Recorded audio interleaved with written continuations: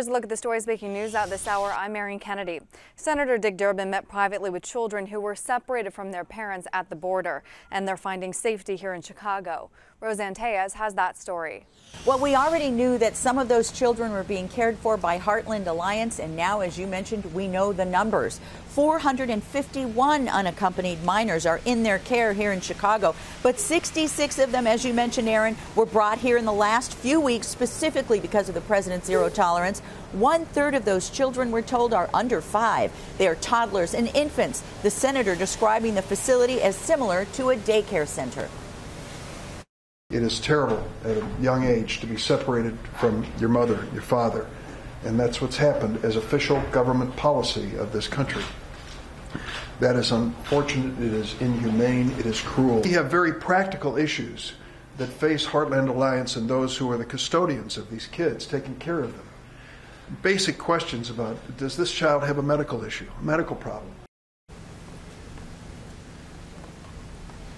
Well, once the children leave the border, there seems to be no way to track them, and Senator Dick Durbin expressed frustration about that.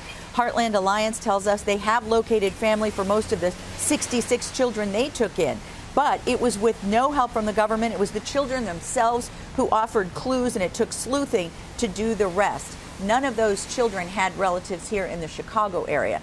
Children have not been returned to their parents, but Heartland, again, has been able to locate some family members. Now, Senator Durbin says on Monday he plans to meet with a bipartisan group of senators to try and find, as he put it, a sensible and humane solution to deal with this problem of reuniting families going forward. Now here's meteorologist Megan Glaros with your forecast. Hi there, everybody. I'm meteorologist Megan Glaros. Still have rain out there. It's kind of almost a fine mist now.